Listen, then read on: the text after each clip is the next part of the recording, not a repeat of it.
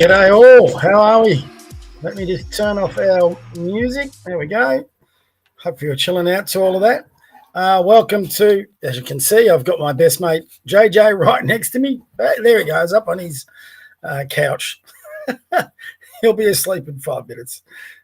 He's giving me a nudge going, how dare you get on this podcast? I want to do something a bit more exciting. But no, he'll have to tolerate me talking for, I don't know, however long, hour or so it seems to be. So tonight we're going to be doing something different. Usually we come on Tuesday nights and we announce policy that I would have worked on for the week on ideas and putting points down. So none of that this week. One, because I'm a bit behind on the business side of things. But number two, the last 48 hours, I think is well worth dedicating an episode to what I consider now officially no debate, no disputes, no if, buts, maybes, to the greatest USA president I've seen in my lifetime, to the greatest world leader I've seen in my lifetime. He's going to have his critics. They're all going to come out and, continue to try and bang on and tear him down and do all their normal rubbish. But Donald Trump has proven in the last 48 hours that he is the best statesman I've ever seen. And I'm 62. I've seen a lot of prime ministers, presidents, even kings and queens of different countries. I've seen them all come and go in that 62 years. I've never seen anything like Trump. I've never seen anyone do what he did yesterday. I've never seen anyone bring those Arab nations and Israel together.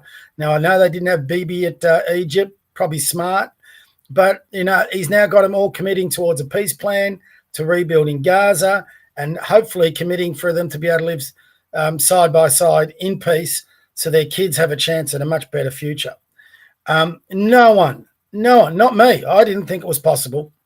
I don't think anybody on this planet would have given it a chance, and yet he's pulled it off. Now, there are going to be those who, and I question it too, but there's going to be those who are going to say, oh, well, can he make this peace work or whatever? It doesn't matter. Right now, he's given these Middle Eastern nations and Israel, they're a Middle Eastern nation, the opportunity to build something where they can all live in peace alongside each other, get along, build life, build wealth, build prosperity, and live in peace for however long they can, decades, centuries, whatever it is, so they can get back to being human beings instead of animals. Their kids can start thinking about playing sport instead of hiding in bunkers. Parents can start thinking about where to educate where their kids can get the best education as opposed to where they're going to get them their next meal. Israeli families can now walk in the park instead of hiding in bunkers. It's an amazing day. It's an amazing dawn, if you want to call it that. But the people that need to make it work are the Middle Eastern nations themselves. Trump's given them the chance. It's up to them to grab it. But this was a man who's been demonized by his political opponents, who's been demonized by the media, who's been demonized by the entertainment industry, who's been demonized by the movie industry, been demonized by late TV dickheads. He's been demonized by those in his same political party. He was thrown under the bus by the woke right over all this, said he was going to take us into World War III. He hasn't taken us into World War III. He's delivered potentially an historic peace unseen in our times. Now, you might go back to World War II. Well, the whole world was at war then, and Israel didn't even exist at that point in time. So no one's been able to find the answers to the Israel-Arab problem, not the Israel-Palestinian problem, the Israel-Arab problem until now. And you look at all the so-called statesmen that went before him. You know, you had Kennedy, you had Nixon, you had Carter, you had Ford, you had the Bushes, you had Reagan, you had Barack Obama, you had Clinton, you had the joke that was Biden. None of them, and all their oligarchs and all their acolytes, all their supporters came anywhere near close to what Trump did yesterday. And if you're like me and you've been a Trump supporter, and I've been a Trump supporter ever since he went down that escalator in 2015. I used to like Trump well before that. I watched, what was that show? Not The Boss, whatever it was, where he sacked people. I used to watch that. I found that pretty fascinating, just the way he went about it. And I was hooked on Trump, not hooked, but he always had my interest. I always found him an amusing man. So when he went down, and I've always said, I think a good businessman with some good ethics, and I think Trump has good ethics, despite his critics. You've only got to look at the family he's raised. Decent people, decent law-abiding people who contribute to their communities, their families, their children, pay taxes, run great businesses, employ people. They're the sort of people you want in your country. And Trump has raised, 4 or 5 kids like that. Their grandkids are coming through outstandingly well. You compare his kids to Biden's kids. You compare his kids to Clinton's one child, problem child she was.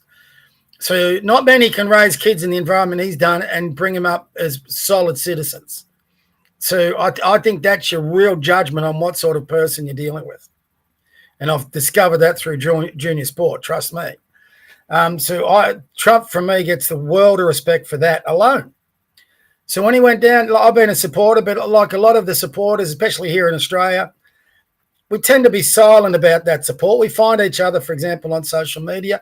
But if you're like me, you probably don't go banging on about it too much amongst your family and friends because you get pushback automatically because they all buy into the media narrative. So for me, I use X, for example, for all my political content. I do my very best to make sure family and friends don't know who I am on X because I just don't need the arguments, when the family gets together or I get together with friends. So while they know I'm a Trump supporter, we never really raise it much or talk about it. And when we do, they tend to shout it down like they always do pretty quickly. And I don't usually push back because really, what's the point? Well, the point is today, that man deserves some acknowledgement. He deserved all the plaudits he should be rightfully given. And so today I got on Facebook, and that's where all my family and friends are. I haven't gone back on that to look yet. I can imagine the pushback I'm getting. But I put a post that was a glowing tribute to Trump and what he achieved. And the thing is, I'm not too sure I'll get a lot of pushback. Because if you push back on the tribute that I put on him for securing peace, for families being able to live normally, for the war to finish, the so-called genocide to stop, to give Palestinians and Israelis a chance to get on with a normal life, to give the Middle East region a chance to have long-lasting peace, and ultimately to allow Western nations to secure peace and maybe their former lives, because now a lot of these refugees, these Syrian refugees, these Gazan refugees, these Libyan refugees, if there's peace secured in their region, they can go back. There's no reason for them anymore to stay in their Western nations. They can go back. Pauline Hanson said that very thing today. We don't need to be taking in many more Gazan refugees. In fact, Gaza would be a brilliant place to be right now, because those Middle Eastern rich nations are going to pour in billions to rebuilding Gaza. It'll be a perfect place for these people to be back in their homeland, back in raising their kids and family, back getting some good work, turning that into a resort centre where the wealthiest people from around the world will probably start visiting once it's rebuilt. So why wouldn't you be able to go back? There's probably a better life there than what there is here. And, you know, the person who pulled that off is Trump. Now, last night I had to sit up for a while to do some work, as I tend to do. Excuse me, I remember my coffee. Big cup of coffee. It was a big night last night. I'll be having a few sips during this. So, you know, I was up at 6 o'clock this morning because I've got a bunch of work going on. And so I just had to get it done so I could get it out first thing this morning. So got it out, slept during the day. I can't do a Trump. I can't get by with 2-4 hours sleep. I got to get at least 6 hours in. I'm a normal human being. So I sat up, and while I sat up, I was just watching this thing in awe. I mean, most of you probably didn't see it. I was watching it all live. I was watching Trump in the Israeli parliament, the Knesset, if that's the way you pronounce it. That was an amazing enough episode to watch. But then to watch the man fly to Egypt and have those international leaders, especially the Middle Eastern ones, just come up and pay him homage one after the other. And he wasn't picking on prodding. He got them to the point that they basically told Hamas, enough. You either take this chance or Trump is going to let Israel off the leash and they're going to wipe you out. And that's how we've got to where we are. You basically put them within the fear of God, and they had no one to back them up. And I think for all his haters, by Trump, Bibi Netanyahu, both agreed that one of the key points in all of this was when they took out the nukes in Iran, because that was the last backers of Hamas. And Turkey dropped them, Qatar dropped them, Egypt dropped them, said, no, we've had enough of this. We want to go back to a normal life. You know, we've got good lives in Egypt. We've got good lives in Qatar and Saudi Arabia, United Arab Emirates, Turkey. They've got good lives. You know, we just want to get on with our lives. We're sick of all the conflict. You know, Syria has been solved to the best degree probably possible. It's not ideal. There's a lot of humanity problems going there, but you're never going to get perfection in the Middle East. You've got to get to the good. Don't let perfect be the enemy of the good. I keep saying that saying. But Trump, I mean, my goodness. And you could see how in awe they all are of Trump. Doesn't matter what room he walked into. When he walked into that Israeli parliament, I think they said today, he had 20 standing ovations. They loved him. He walked into Egypt. They loved him. Wherever he went, they held him in awe. They have utmost respect for that man. And you can see how he was the one who engineered this deal.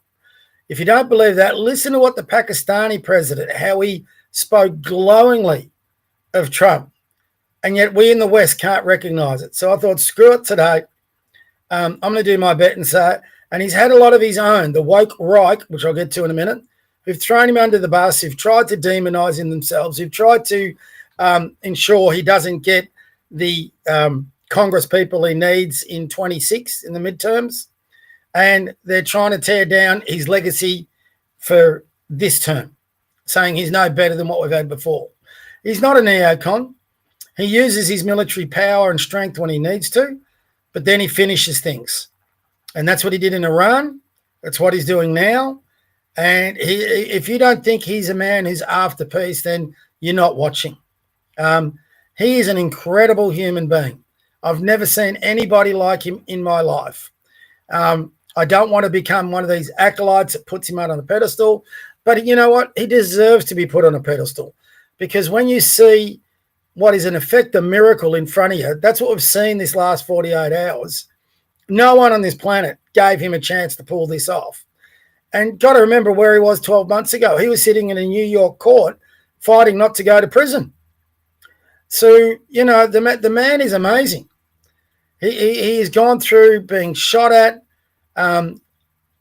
being attempted assassination. So 2 of them, God knows if how many more there were. The lawfare that was put against him, those bullshit charges to try and stop him running last year. He's had to overcome his own issues within his own party. He's had to overcome, for example, his support of the vaccines during COVID. He's had to overcome so much adversity.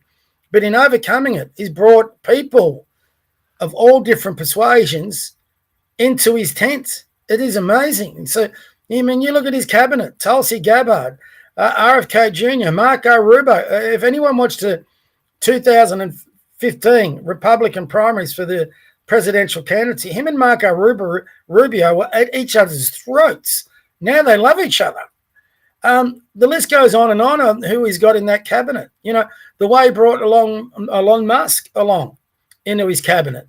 You know, people bang on about how those bang heads, but every time you see them, there is respect for each other. They had a falling out. Who doesn't? Who cares? Clinton and Bush and all them had their falling outs, but it just wasn't banged on about by the media.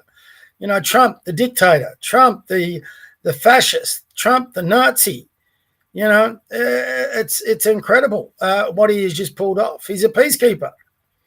And the beautiful thing about this is it's nearly impossible for his critics to be critical of him. And I was watching a video before, and it had all his political adversaries acknowledging this was his triumph. And the thing is, he's only 6 to 8 months into his presidency. He's got well over 3 more years to go. So he's already achieved a great deal on locking off the southern border, taking America out of the net zero madness, increasing its military, rebuilding bridges. His tariffs for everyone predicted doom and gloom with his tariff strategy, but America's doing well. They're getting industry and companies and corporations coming back to America to avoid those tariffs. That will be extremely strong. They've got China apparently on the back foot. So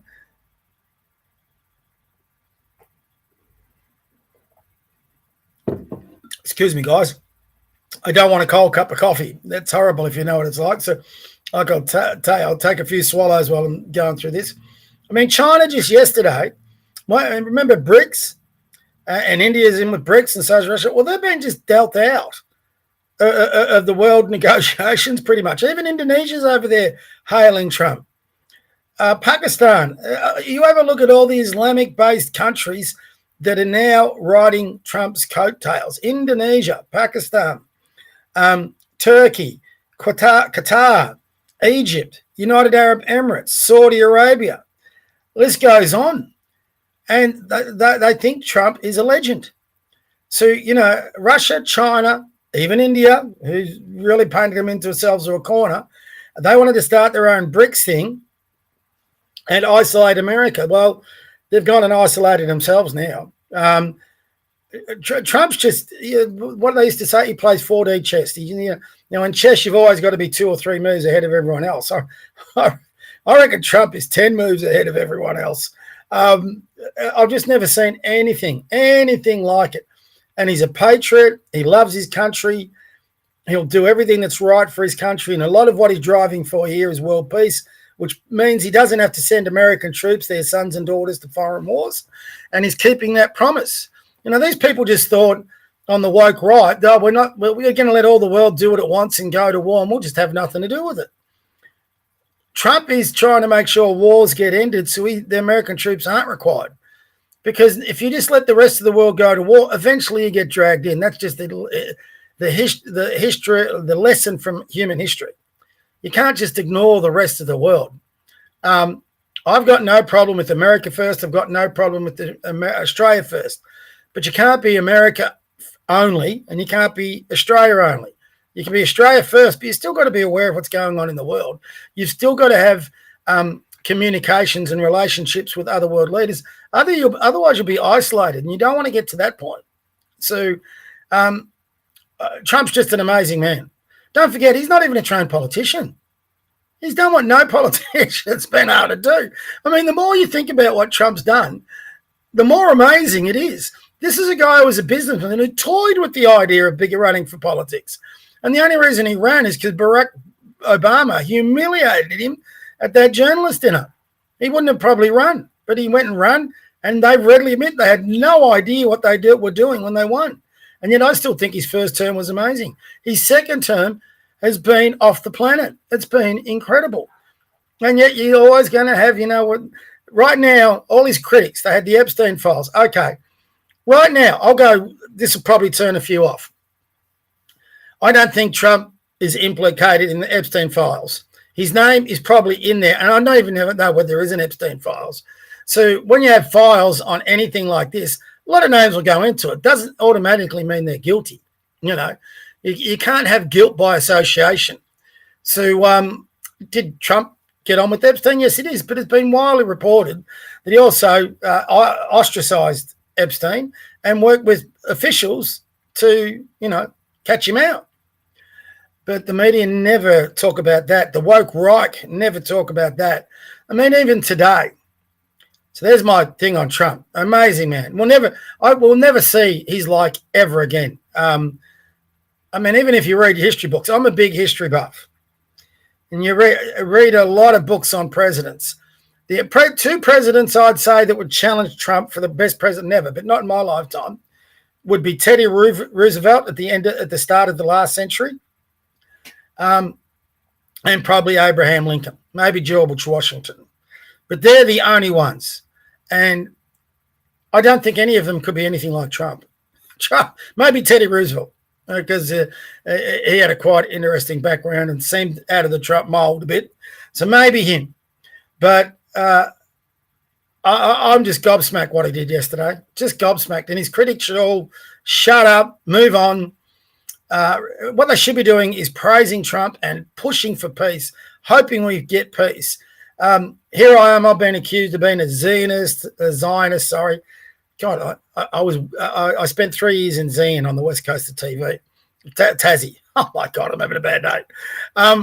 So every time I go to pronounce Zionist, I always get Zionist come out. So anyway, you're gonna have to excuse me. But I've been accused of being a Zionist, which I probably am. I do support Israel being able to establish a nation on their homeland, just like I think Australians have their nation right here. So yeah, okay, call me guilty. But it's not because I'm pro-Jewish or pro-Israel I'm pro-Australian. But these woke right people just keep dragging you back in there to have an opinion. I tell you what I'm not with is I'm not in alliance with radical Islam. Now, what Trump has pulled off here is he's actually gotten a lot of Islamic countries, a lot of the sane Islamic countries, to divorce themselves from radical Islam by the looks of it. And if he's done that, that's where world peace comes in. That is an incredible, incredible victory if he pulls that one off. But he's already done enough. But he's got so much momentum now. I struggle to see how he doesn't bring an end to the Ukraine war and also negate China in the rest of his presidency. Whoever follows him after that's got massive shoes to fill. Massive. Yeah. I honestly hope he survives the next 3 years. Someone doing what Trump's done, this is like what Kennedy did with the Russian nukes in Cuba, the Cuban crisis, and they took him out. So I hope Trump has got the best security he possibly can have around him, because when you do things like this, you become a target. So he's already been a target. Let's hope that we're not going to go through a decade like they did in the 60s where there was multiple assassinations. We've already had one. We don't want another one. But I hope and pray that doesn't happen for him, because we'll never see the like of him again. So if look, the man deserves to have his time with his family at the end of this term, but if he wanted to go around again, I'd say, why not? Let him go. Let him have a third term. Because if he can pull this off and he's still fit and ready to go, let him go again if he wants to do it. You milk that one for all it's worth. So that's it. That's not no policy. It's just a tribute to Trump. And may God bless him, seriously. What has been interesting is a lot of the reaction today to Trump. Now, like I said before, a lot of his critics have actually come out and said, well done. Initially, I didn't see much of it, but today there's clips now of even Hillary Clinton coming out and congratulating him. I just heard Barack Obama did. He didn't originally, but apparently did now. Elizabeth Warren didn't, old Pocahontas. But the most interesting reaction, I think, have been from the woke right, who are really, I'll be honest, driving me nuts. And I'm finding myself commenting on them way too much. But since I've given Trump a big pat on the back, I've got to address the woke right. Candace Owens is a lunatic. She's going on, pushing about a Holocaust and how this was, if you supported this, you're a vile person and you're basically going to hell because this is a Holocaust and ethnic cleansing so they can build their resorts on the border. The funny thing with ethnic cleansing, if it's ethnic cleansing, why are these people all moving back into Gaza? We see all the clips with these roads just filled of Palestinians walking back to their destroyed, or if they're lucky, undestroyed homes in Gaza City, and they're moving north. So they're moving back into their past areas. And how's that ethnic cleansing? As far as genocide is concerned, that's always been a bullshit tag. It's just the extremes being extremists. If you want to believe that, you're just showing your low IQ. But anyway, that's up to you. Feel free to parrot the stupid Hamas talking points if you want to. Has there been tragedy? Yes. Has there been loss of life? Yes. Has there been too much loss of life on both sides? Yes. Which is why you should be celebrating. But Dave Smith, couldn't celebrate it. This has been Dave Smith's, gravy train. He's gained a lot of prominence by milking this Gaza war. So he gets little spots on these seats, on these panels, on the influencer podcasters, like with Piers Morgan, Joe Rogan. What is that dickhead going to talk about now? He's a failed comedian. Who knew him before he got these profiles delivered to him by his mates? But who knew him before that? No one had ever heard of him. And the only thing he keeps promoting himself up as he's this great debater. He's not a great debater. He's a mass debater. That's all he does. He thinks he's the greatest thing, and look at me. Look how great I am. He's just an absolute wanker.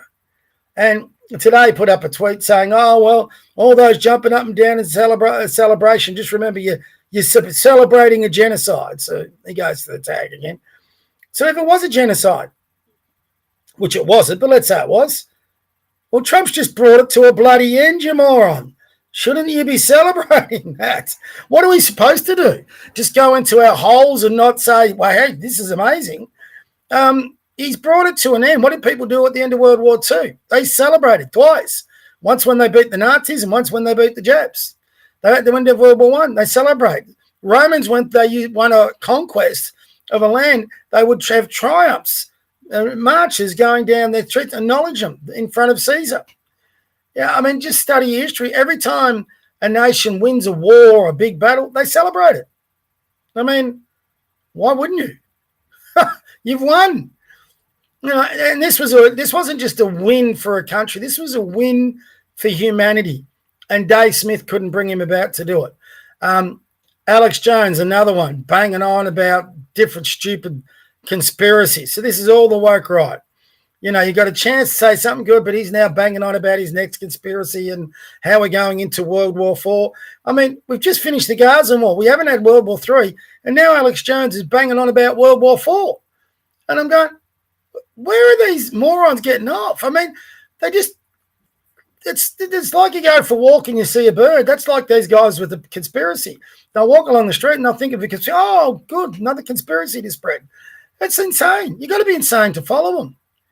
And I'm not exactly the worst one with conspiracy theories. There's a lot of conspiracy theories I think have been valid over the journey and been proven right, because that means they're not a conspiracy theory. But Alex Jones, he just throws 100 of them a day. And when one or two of them a year come right, he goes, oh, look, I was right. Well, of course you were. If you throw that many conspiracy theories, even the dumbest person on the planet is going to get one or two right. And then you've got Steve Bannon. So these aren't radical left. These are all the woke right. These were supposed to be MAGA people, every single one of them. And then you've got Steve Bannon banging on about how Bibi's lost and there's now going to be a two-state solution and they've got Turkey on their border and blah, blah, blah, blah, blah. I think Israel has demonstrated in these last 2 years they've taken on Hezbollah, they've taken on Hamas, they've taken on the Houthis, they've taken on Iran, they've taken on the leaders in foreign countries like Qatar, and they've won on every occasion. I don't think there's a military force in the Middle East that can combat them. And I don't think they want to anymore. They know when they're beaten. So Bannon's making on about a two-state solution. If I was in Israel, I'd be going, who cares?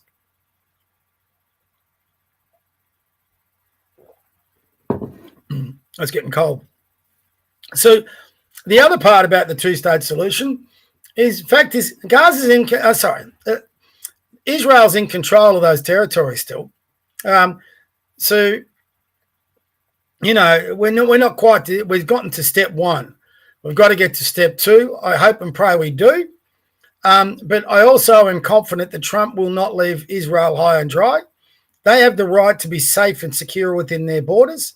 Hopefully, you know, a lot of this rests on the Palestinians and the radicals. If they won't accept this, and they've got a long history of not accepting these things, they won't accept this plan, then whatever happens, happens. If I was Trump, I'd wash my hands of it. Bibi, what do you need? Go in there and finish the job. That's what you need to be doing. So I'm also just curious is how long will these protests keep happening on our streets? Now, if you're an Australian leader, state or federal, I don't care, you've got to come hard down on these protests. This is now not freedom of speech. Peace has been reached. Their objectives have been gained. Now it's just anarchy. And I've got no doubt they're going to keep trying to run their protest every week. These bastards who do this protest should jump on a plane, get on a ship, go over to Israel and help them rebuild Gaza. If they really care about Gazan lives, about Palestinian lives, they need to get over there and help them rebuild the place and leave us the hell alone. Let us worry about building Australia and getting it back. But if all you've got to do with your miserable, stupid lives after a peace deal has been agreed to is to continue to protest and wear your fake keffiyehs and, you know, I mean, half of these people, don't forget, who protest aren't even Palestinians, don't come from the Middle East. They're just anarchist, socialist, little miserable bastards. And they just want to bring anarchy to this country. They want to tear down our country. They've got no concern for the Palestinians. You know, I'll put $1,000 on it. A lot of these protesters, they'll be disappointed that there's potential peace in Gaza. They don't want it to stop. They want Palestinians to keep dying so they can have their little anarchist protest over here. It gives them a reason. It gives them a justification. Now, they'll find the next one, but hopefully we might get a bit of intestinal fortitude within our political leadership to start saying, you know, well, enough. This is garbage now. We don't need any of this. I don't hold my breath on that. So there you go. That's my podcast for this week. So time. Oh, I should have checked comments. I haven't been checking them. Never miss a comment. Haven't got one. I should have actually. You know what I didn't do? Good. That's working. So I've just had to double check my sound. If you got a comment, by all means, jump in with a few comments. And I'll help address them. Last week we had, I can't remember her name, Cincinnati, can't remember exactly her name, but she jumped in. She was magnificent. And we had a great discussion. Took it all for an hour. But it's time to share a screen with my X page. Let's see who's saying what. Oh, that's just me. We'll go home. That is a horror. That's great that Utter propaganda. Here we go. Cheryl Kerno, bitch. Utter propaganda, even down to the use of Riefenstahl's favourite angle for photos of Hitler. I mean, seriously. When? Oh, my God. The left, Cheryl Kerno. Unbelievable. What if she's got any comments? Let's have a look to see. Or has she closed off the comments? Photography is fascist. Always. I prefer to think this is epic trolling of Trump. This has to be an absolute worst photo I've seen. Perhaps he looks like a scrotum. Well, she's obviously got nice. Cheryl's TDS meltdown. Yeah, very true. And she comes back with pathetic. Oh, my God, get alive, Cheryl. The triumph of the will, one might say. What was...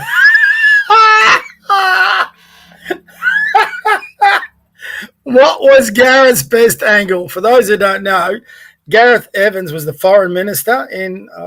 He was in a couple of ALP governments. But when Cheryl Kerno defected from I think it was the Greens or the Social Democrats, whatever it was, across to the ALP, those two had a fling. So that's pretty funny. Seeth more snowflake. Trump just keeps on winning. Jesus, Zionist propaganda machine is average. Oh, these damn Jews are free. Here we go. Time magazine is fastest. If you insist, you leftists are never happy. You do realise Time magazine hate Trump with a passion and deliberately chose to show Trump in the most unflattering pose and lighting they could conjure up. I can just imagine the staff meeting. Let's feature his turkey neck and comb over, and let's do it with no shadowing. That is very true, actually. That is not a flattering photo. I don't think Trump would like it, but he's on the front page. Who cares? Corruption in plain sight. In Egypt, Trump talking to Indonesian President Prabowo Subianto is heard likely. So this guy is a Joe Biden acolyte. So he says likely discussing business. Subianto asked to speak to Eric, saying the region is not safe, secure. We'll look for a better place. So what if he's talking business? Leaders should be talking business. Bad luck. What is Jacinta Allen talking about? Let's have a listen. We are announcing legislation that is going to update Victoria's voluntary assisted dying laws.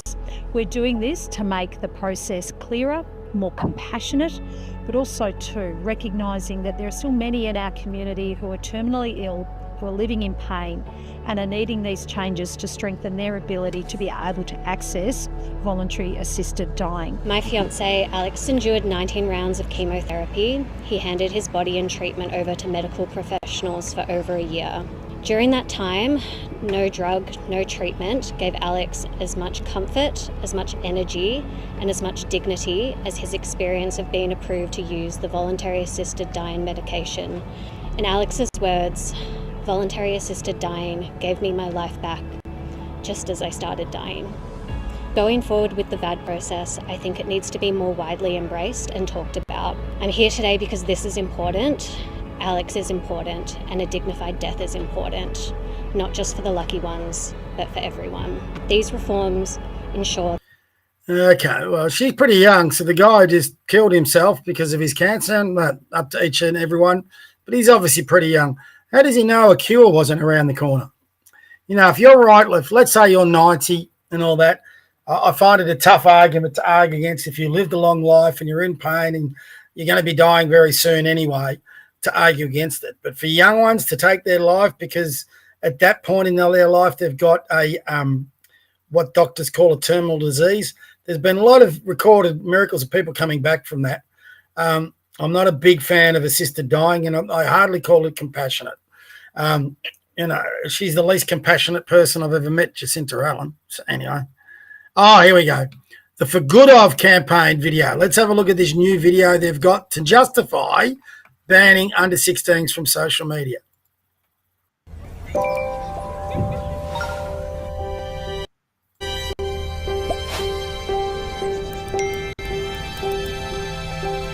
For the good of Kirsty.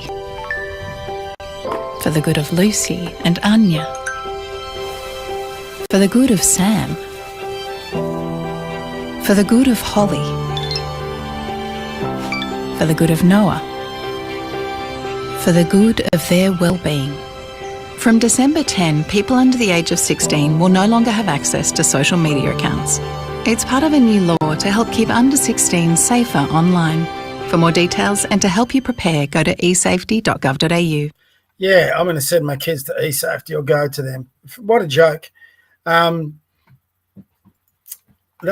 just a total joke. I mean, when a government comes in to say they're going to act on your behalf to take over your role as a parent for the good of your kids, that's the time to run the other way. When was the last politician who really acted for the good of anybody but themselves? Now, that's a bit harsh. There's a few there that would, but people like Malcolm, I thought that was Malcolm Roberts, sorry. It's Matt Barrett. Hellfire of tantrums coming. Yeah, well, there will be. But it's not for the good of the kids. This is just a total nonsense. I mean,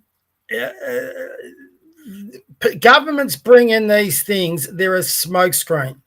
Behind this smoke screen, it's obvious to everyone, is a digital ID. And the fact that all the adults, to prove their age, will have to go through digital ID, and then they'll bring digital ID in to justify everything. You won't be able to access all sorts of things. Only look it up. We'll get to facial recognition at some stage in the future.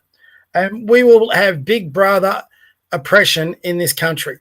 It is coming. The digital Big Brother is definitely coming. Excuse me, guys. I just got to blow my nose. This is a con. It's a bad con. You'd have to be a fool to fall for it. There is no doubt, and they're trying to paint this as saving kids. They're not trying to save kids. These people don't care about the kids. I mean, seriously, if they care about the kids, they wouldn't infest their social media feeds with such negativity. Now, is there online bullying? Of course there is. Parents, take a bigger role, a bigger interest in what your kids are doing. Take their phones off them, when they get home from school. Make sure you know who's in their contact groups. If you allow your child to have access to the phones and internet at your home, then that's on you. Double check those phones for internet activity, social media activity, who they're speaking to, who they're looking to. There's plenty of ways as a parent you can keep your child safe online without having to see all of them banned. And now you're taking away the good things they can have online, such as stuff on YouTube. I use YouTube for my kids, who are all under 16s, to give them some training for their basketball. So there's a lot of historical stuff online that the kids could be studying, subjects they could be studying. So this, and at the end of the day, it's an easy one to get around, is give your kids, parents will be giving their kids their sign-in authority on their accounts so they can use these social media. Guaranteed. That's what's going to happen. So there'll be ways and means around it. Kids will find ways and means around it. It's all a joke. It's all an excuse to bring in the digital ID. And you've only got to look across the UK. They've got a different reason. It's to stop illegal immigrants getting jobs, which is all a nonsense. So anyway. The president that Rep Tom Macy would be blows deficit Donald Trump. Yeah, right. Not anymore. Everything done in the dark will come to light. So a lot of people, let's listen to what this is about. I don't trust her. I think she was set up to be his wife. Right. And then, hey, if he turncoats, you're up. Because if you look at her, because she's taking over Turning Point, right? In within 2 weeks, right? You have a grieving wife, and she's on a podcast right away. Right. Hey, smiling. Oh yeah, I remember when we just got smoked in front of everybody, JFK style, and you're smiling. Yeah. So that's weird. That's number one, right? The memorial. Can we all agree that shit looked like fucking, a WWE event? Like, that was WrestleMania. Right. Fireworks and all. I'm like, what is this? It's weird. That's strange. But if you look into her background, so you guys know that she was a pageant girl. Yeah. Right? So she was Miss Arizona. Mm-hmm. She won in, I believe it was 2012. Yeah, something with Trump. Well, Trump owned that pageant, Right. so she knew Trump. Okay. But then if you look into not only her, well, let me back up. When she was 17, she had worked with the military on charity efforts, working with a Romanian organization who got accused of trafficking.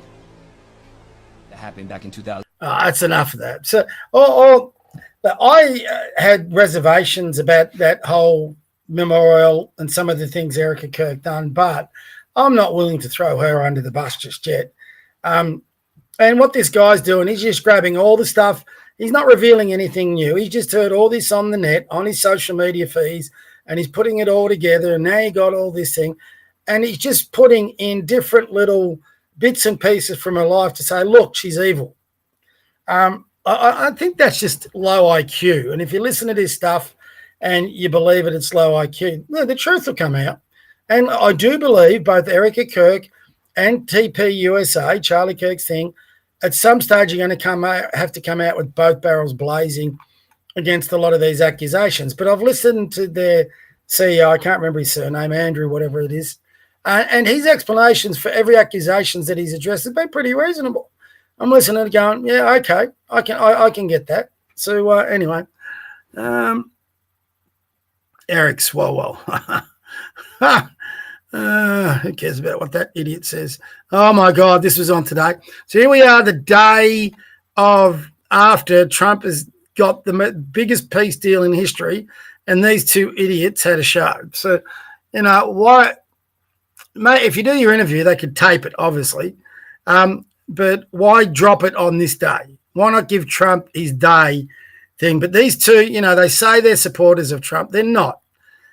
There's something very wrong with these two, and they will try and throw Trump under the bus. Tucker already did it with the Iran thing. So there we go. Alex Jones, live World War III alert. The other day it was a World War IV alert. Russia warns of nuclear response if US gives Ukraine Tomahawk missiles. Putin now entering phase 0 of new war. Plus Schumer calls for a forceful uprising against Trump as White House cracks down. So he's always looking for these revolutionary negative type things while he's proclaiming he's a Christian. Carlson does the same thing. They're just there's a word for it, I can't remember it, but people who like to dramatize everything in their life to get the clicks.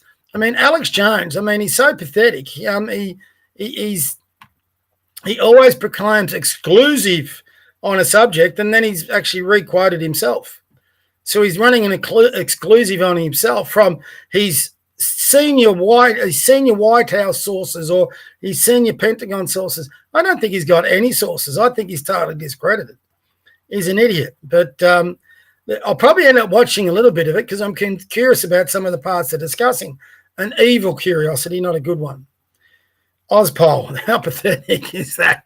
Susan Lee down by 17%. My goodness me. How could you be losing an elbow? She should just resign and walk away now. Don't know what that's all about. Thank you. This lady's impressive. So she's the Northern Territory leader. And what she said today about trans men in women's prisons, fantastic. I can't believe that we're seeing these woke agendas and these ideologically driven policy from Labor premiers and prime ministers who are putting the rights of people who identify as a woman, the rights of men who identify as a woman, above the rights of women who are vulnerable and in prison to be safe. We have very clear rules. Here in the Northern Territory, if you're a bloke, you go to a men's prison. If you're a woman, you go to women's prison. It's very clear cut. There are no shades of grey in this scenario in the Northern Territory. I can't believe that. Absolutely brilliant and straightforward common sense. Why can't Susan Lee say that? Why can't Brad Batten get on the front foot and say that? Hopefully Andrew Hastie will come out and say that. But we need more politicians saying it. What else have we got here? Tommy Robinson, they're trying to send him to jail again. What's he got to say? I love Tommy Robinson. Day 2. Day 2. Not guilty. That's it. So he's going back. He's going back to the magistrate's court to find out whether they're going to find him guilty or things not. that my lawyers have said should hang this case, which means my detention was unlawful. And it's not a small thing. We're not talking about a parking ticket here. We're talking about prosecuting me under terrorism legislation and telling the world I'm a terrorist, because that's what they've done. Yeah. When we went through the case yesterday in court, they've unlawfully done that. Everything they've done was unlawful. So let's see. They made the decision within 30 seconds to detain me under terrorism legislation. Basically, they saw me and that's Tommy Robinson, pull him. But they're meant to, according to their own law, ask questions, and then they're meant to go through a process. They didn't do any process, just terrorism, 30 seconds. He said he asked me questions. He asked me one question, where are you going? I said, Benidorm, mate. Bang, pull in there. That was it. So we go get the verdict now. Now, after yesterday, it should just be a straight closed case, not guilty, and the arrest and detainment was unlawful. But it's me. And I've been in this situation so many times before. So I don't know what's going to happen, because it's not, like my solicitors have always said, each time I had a solicitor, well, we can't just give you what we think is going to happen, because we've seen so many times things happen that shouldn't have happened. So let's hope the judge restores a bit of faith for us today in the judicial system. That's what I'm hoping for. I'm tired. My suit doesn't really fit me anymore. I haven't stopped eating. I'm getting smaller, I'm fatter. It's not good.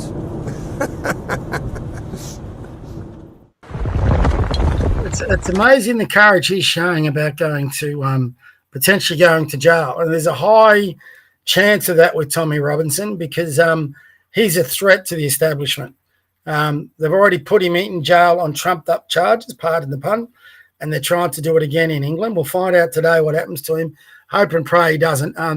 That man has been a warrior for the British girls and trying to expose the rape gangs over there. He should be a hero. He should be getting knighted, not sent to jail. Communicate. I can't stand this woman.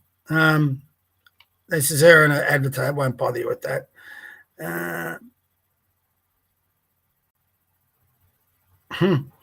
Mark Levin's an interesting one. I don't think he's going to get that, and I won't go on because he does bang on a bit. The Albanese government was not invited to the Middle East Peace Summit chaired by Trump, as the opposition claim Labor has declined in international relevance. Well, that's very true. I can't wait for Trump to have him at the White House. It's going to be so much fun. Here we go. Parliament statement on. Here you go. This is what we're going to get once this under 16 ban comes in. Madam Deputy Speaker, I have always believed in giving people power and control over their lives. Control over the public services they use, how they access childcare, benefits and housing support. Control over their data and who sees it. And control over the choices they make to rent or buy a home, apply for a job, open a bank account, and much more besides.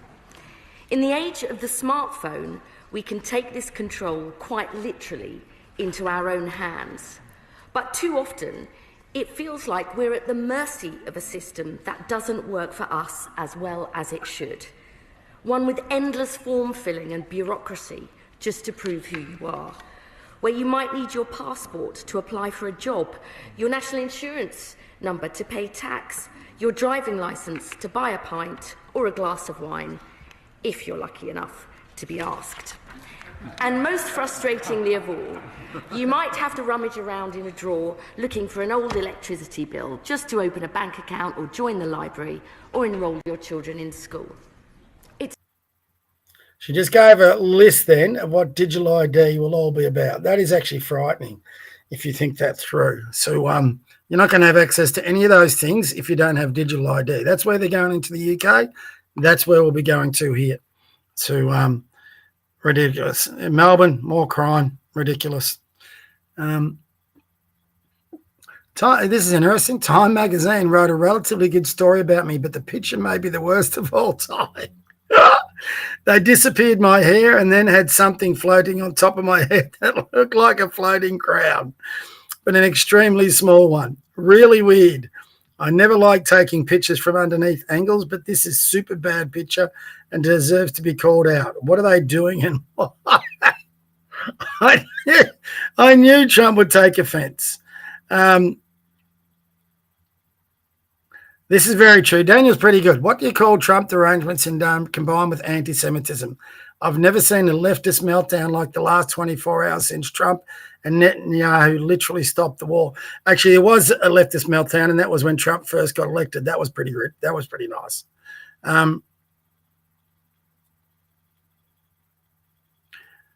Adam Crichton's very good. Victoria may soon become ungovernable. When will rich Labor voters get sick of their property values being smashed by state Labor week after week? The string of bad press across every dimension cannot have a serious effect. Yeah. Did he say cannot? Can't not have it. Yes, it will have a serious effect if it continues. That's very true. Trump said there was a couple of allied leaders he doesn't like. I wonder if one of those is Elbow. Okay.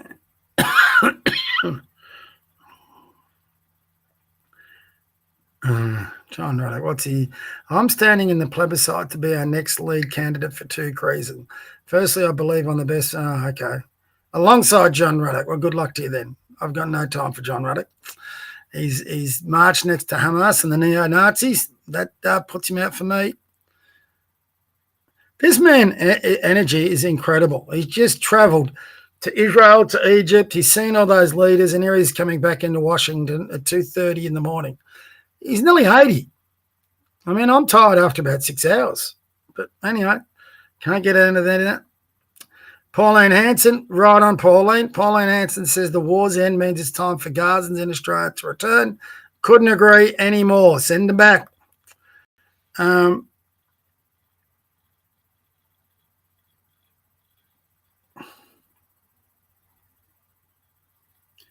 This guy's a waste of time. He just repeats everything that Candace says. Just nonsense. If you get him in your feed, ignore it. This is a mass security details executing 7 people of a rival gang, so that's what you're getting in there. So, idiot. I don't know. I think he's half a decent guy, but she's an idiot. Like they're about to kiss. Anyway, let's see. I'll go and finally finish off with my bookmarks. Sorry, guys. I don't think I got many bookmarks in this week. The issue with Candace, no one is that it's a complaint. Candace is just reporting she convicts, but she's not. She's adding her own opinion. That's from a bit while ago. It's not in. Got to figure out these bookmarks. So put them in a sort of rubbish order, even if I do survive. So go to home and just see what post I have liked. Sorry, guys. Bear with me. Barack Obama. I don't think he'd be giving much hope to Trump. That was my Bible read and bash earlier on. For those listening, I try and get on about mid-afternoon. And as a tribute to Charlie Kirk, I've got a book here that has extracts from the Bible for each day of the calendar year. So I'm reading each day one of those, and then I have a rant about the politics of the day. I'm finding it very therapeutic, a bit of fun. That was that Northern Territory lady who's the leader up there, Steve Bannon. Don't think I'll be. So on a lot of the things we're talking about here, this is what I'm looking for. Here's a good way to finish off an episode about Trump. Sit back and enjoy. Last bit.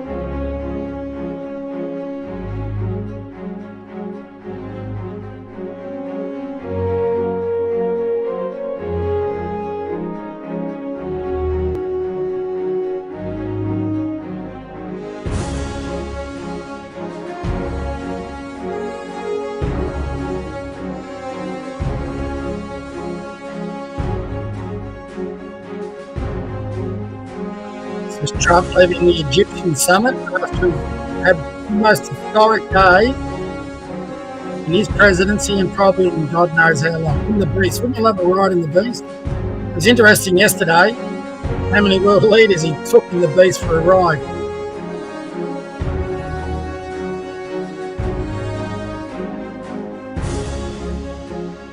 I always find this stuff fascinating. The security detail around the US president.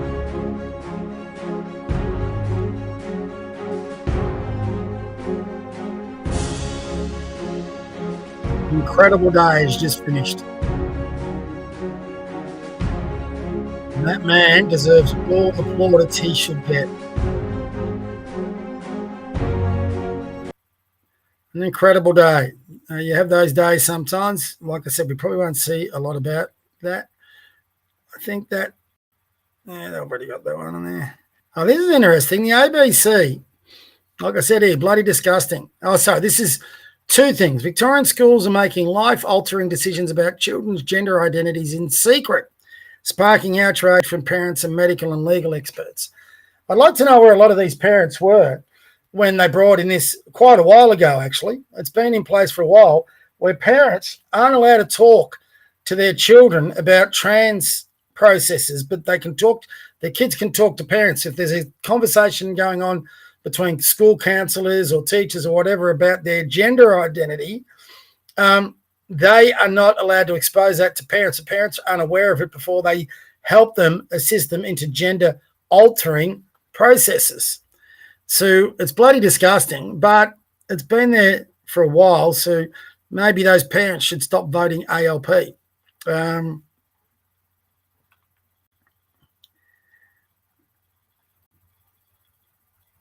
Just checking. I think we're through. Oh, I don't know how many of you saw this. This was a guy, they call him Captain Underpants. We'll finish on this one for Captain Underpants. I love it. Grant Brown chased the two boys out of his home and down Kincora Road, still in his underwear. Security cameras captured the 15-year-old taking a turn down a dark alleyway, but there was no way Grant was letting him get away. The father of four wandered down and actually came back with the teenager in a headlock, walking him down the street and waiting for police to arrive.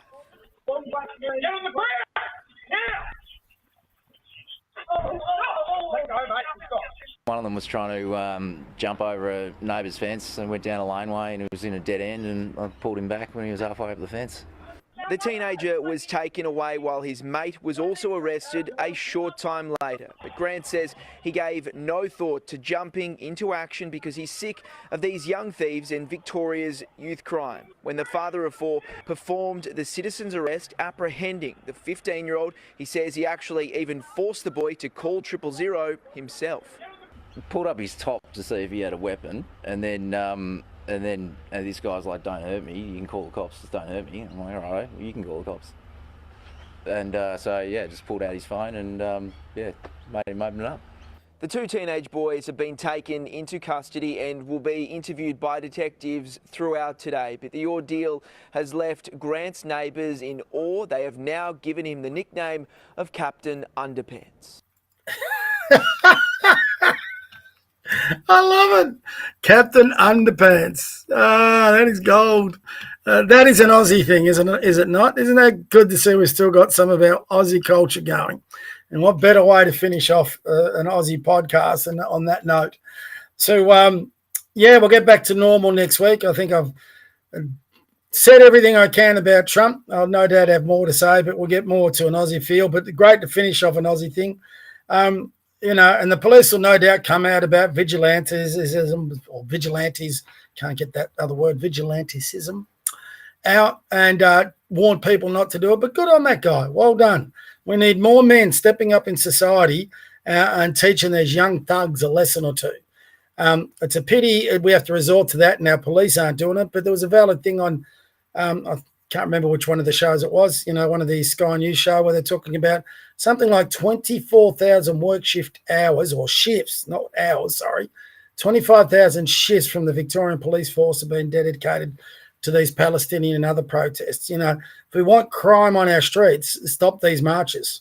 Let the police go out there, do their jobs. Forget about the bail laws or improving them. Get rid of them and replace them with something else. And you know what? Send the little bastards to prison for at least a week. Scare the absolute shit out of them. Make them realise that crime is not going to help them have a good life. So at the moment, they just think they can get away with it. And this kid was apparently, while he's in the headlock with that guy, was boasting how he's going to get off. They all think they're going to get off. That's why they're doing it. There's no repercussion to it because our Premier is useless. Batten has been better on this subject, but he needs to find other areas he can campaign on. And I think he actually needs to go harder on it because that's what Victorians want. They want a bit of law and order back in their city. So, I walk out my street these days and with this one, where is he? Oh, he's on the floor. This one, when we do go, he's a rescue, so he's not good with other dogs on leads. And as a 40-kilo German Shepherd, when he starts going off, and he does that with leads, it can be problematic, I'll tell you, when you're walking him. So we do a lot of our WALKs, can't say it out loud, at night, about this time actually, when it's a bit dark and people are, finished their dinners or having dinner. This is when we'll go out for a good long walk. But I've now resorted to, I've got this metal bar that I take with me. Because to be honest, I just don't trust Melbourne streets anymore. And especially in the Bayside area where I am. This is where a lot of the criminal activity gets in, where people are trying to jack cars and do all sorts of things, break into houses. Now, luckily, I think most of them are too cowardly to come near me with a German Shepherd, and he would go off if they went. But I don't want him getting hurt either. So I carry around a bar just for a bit of self-defense and to defend him if something did happen. So, I never even thought of that, 5 years ago, ever. And I've lived in Melbourne nearly 40 years now. So is that irrational? I don't think so. I think most Victorians should be arming themselves, especially if you're like me. I'm 62. If I got in a wrestling or a fight with a kid anything between 14 and 25, that'd probably do some real damage to me. And trust me, all of you my age, you realise that when you get into that physical activity, which it would be, you don't pull up so good the next day or the next week, sometimes the next month. So, I'm not going to take a chance with it. And if that gets me in trouble with the cops, so be it. But I'm going to have something to arm myself with. I want to be able to defend myself. And if that means I've got to spend at some stage a day or two in jail, whatever it is, then so be it. We've got the right to protect our personal safety from thugs who've got no intent but, to cause harm. So maybe Brad Batten or Susan Lee can come up with a policy surrounding that. I'm pretty sure there's a policy. David Limbrick has put one forward. I can't remember something's law about where you can, castle's law, that's it. So you can protect your home like a castle. But I think it's got to go further than that. You got to be able to protect yourself down the street when you're walking your dog, or, you're walking home from the train station or things like that. Everyone's got to be able to protect themselves. So, they had that trial, I think, again, it was in the Northern Territory, where people could buy mace. Well, I think that should be freely available. People should be able to put mace in their pockets and be able to protect themselves. I'm actually leaning more and more to a Second Amendment type law that they've got in America, where you could carry a handgun. These little bastards have got to realise if you take people on like this, there can be repercussions. So anyway, that's just me. That'll do me for tonight, everyone. I hope you enjoyed it. We'll get back into policy next week. And for those who do follow me with my daily rants, I'll see you tomorrow. Bye for now. Oh, I should check comments before I go.